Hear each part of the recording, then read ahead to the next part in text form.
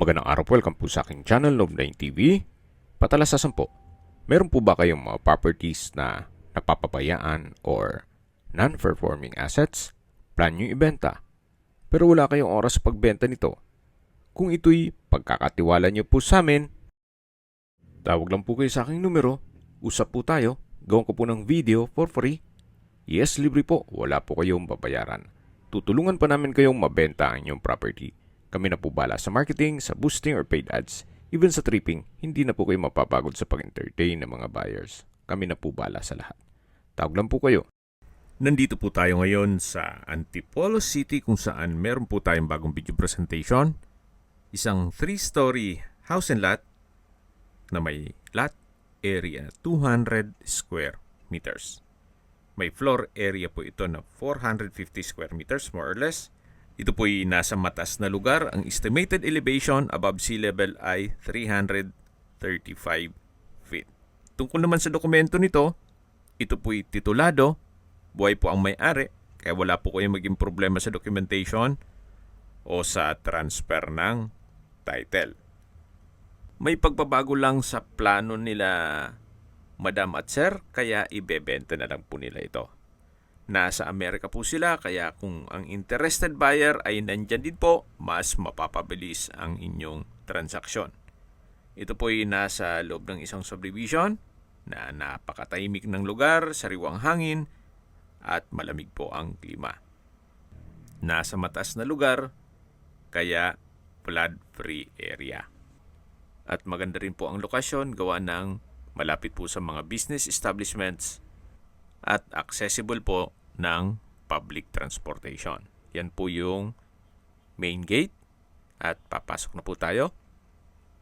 Ito po yung garahe. Nakakasya ang isang SUV at isang sedan. May setback po yan, paikot ng buong bahay. Then dito po sa side na to ay may garden. At ito naman po yung main door. May aluminum screen door at meron din pong glass panel at solid wood po ang pintuan. Welcome po dito sa bahay ni Ma'am at Sir.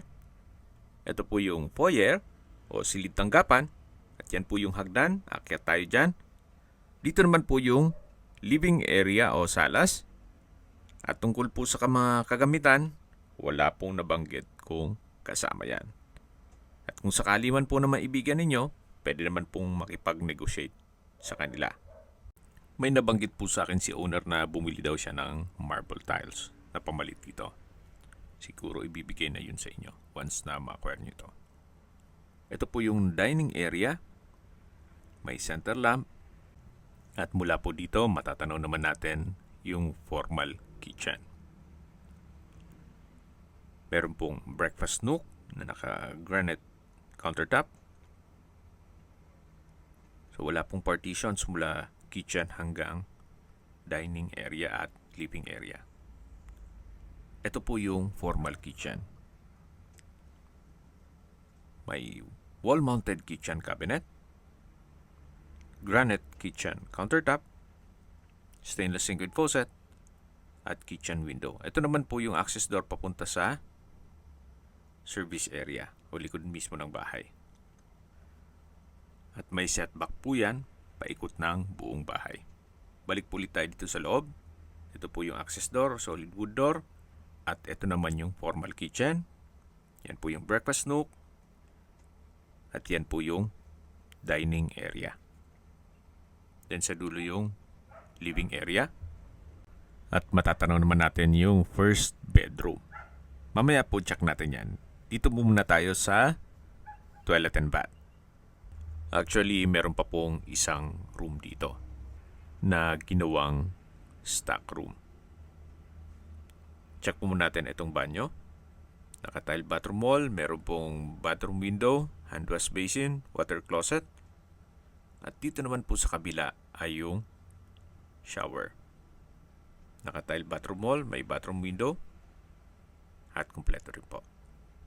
Ito po yung tinutukoy ko na another room na ginawang stock room. At ito naman po yung pangalawang kwarto. kung meron man po kayong PWD or senior citizen sa pamilya, itong kwarto na to ang para sa kanila. Balik po ulit tayo dito sa may dining area. Then yan po yung living area. Matatanaw natin yung main door at dito naman po yung foyer. Yan po yung glass wall dun sa pasad. Double high ceiling po yan. Ang kagandahan po dyan ay pag binuksan yung curtain, nag-serve as natural sunlight. Nandito na po tayo sa hagdan. Ito po yung naka-tiled staircase at metal handrail at railing. Meron din pong staircase window. Semi-spiral po ito. Samahan niyo po ako. Akyat po tayo. At nandito na po tayo sa second floor. May painting itong wall. At yan po yung kwarto. Check natin. Malaki po ang espasyo. May split type aircon. May bed frame and mattress. May drawer and dresser. Granite din po itong flooring. Naka-ceiling cove design. May customized glass window. Meron din po itong walk-in closet. At dito naman po yung shower enclosure na may bathtub. May hot shower set. Wall-mounted towel rack. At naka-tile bathroom wall. Napakalaki po ng espasyo. Dito naman po yung toilet na may water closet at bathroom window. Ito po yung master bedroom. At po tunghayin niyo po ulit. Napakalaki po ng espasyo. May malaking glass window, solid wood door, at ceiling cove design. Ito po ulit yung hallway. At yan po yung open below.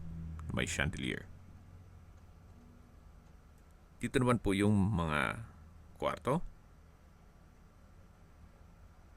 Ito po yung pang-apat na kwarto na may sariling toilet and bath. At bathtub. Nakabukod po yung shower at yung banyo. Ito po yung shower at may hot shower set at bathtub. May malaking bathroom window. Yan po yung pang-apat na kwarto. At balik po ulit tayo dito sa hallway. Ito naman po yung pang-limang kwarto o fifth bedroom. May study table, then built-in cabinet. May loft type din po yan. Same design lang din po ng ibang banyo. Nakabukod po ang shower. Then dito naman po sa kabila yung banyo na may water closet with bidet. Balik po ulit tayo dito sa hallway. At dito naman po yung hagdan papunta sa third floor. Akyat po tayo. Samahan niyo po ako. Dito naman po ay malaki pa ang espasyo dito na pwede pang lagyan ng ilang kwarto. Pero sa ngayon, ginawa siyang stock room. Parang attic na po ito. So, depende na yan sa inyo kung anong magiging project nyo dito once na ma-acquire nyo. Especially kung malaking pamilya po kayo. At habang nag-iikot po tayo, pag-usapan na natin ang distance, location at travel time. Mula po sa SM Center, ang distance is 1.8 kilometers at ang travel time is 7 minutes. Mula naman po sa SM Masinag, ang distance is 2.8 kilometers at ang travel time is 11 minutes. Mula naman po sa Metro Antipolo Hospital and Medical Center, ang distance is 3.1 kilometers at ang travel time is 11 minutes. Yan po yung lagi kong binabanggit sa aking video na dapat nyo i-consider sa paghanap ng property yung meron pong malapit na hospital. Hindi ko naman po sinasabing sakitin kayo. Yan naman po for emergency purpose lang naman. At mula naman po sa Eastwood City, Libis, ang distance is 9.9 kilometers at ang travel time is 24 minutes. Mula naman po sa Cubao, ang distance is 11 kilometers at ang travel time is 37 minutes. Mula naman po sa BGC, ang distance is 17.9 kilometers at ang travel time is 1 hour and 1 minute. Mula naman po sa airport, ang distance is 25.1 kilometers at ang travel time is 1 hour and 18 minutes. Okay, sa presyo na po tayo. Binibenta po ito ni owner sa halagang 18.8 million pesos. Net. Ibig pong sabihin, si buyer po ang sasagot sa lahat ng taxes at expenses with regard to documentation. As is where is po, what you see is what you get. Kung maselan, siguro po pintura. Pero sa structure, wala po kayong ipapagawa. Pero sa laki ng property o nitong bahay, well, i-assess nyo po. Baka you might consider this property. Especially napakamahal po ng construction cost ng labor at materials. Kung may mga katanungan po kayo, tawag lang po kayo sa aking numero. At sa mga kababayan naman natin nasa ibang bansa, meron po akong WhatsApp, Viber at Telegram. Same number lang po, 0917-316-3399. Sa mga nagtatanong naman po ng aming Facebook, meron po aming Facebook page na Nov9TV at Facebook Real Video. Meron din pong TikTok at Instagram. May ibang YouTube channel po kami, the Nov9TV channel, Nov9TV Listings, Nov9TV On The Spot, Nov9TV Updates, at Nov9TV House Rental.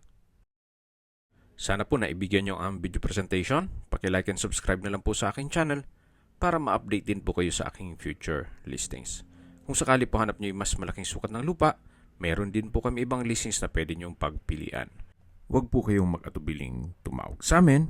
Then, let us know your budget para malaman namin kung anong property pwede naming ilog sa inyo. Sa lahat pong viewers, subscriber at nagtiwala po sa amin, salamat po sa suporta.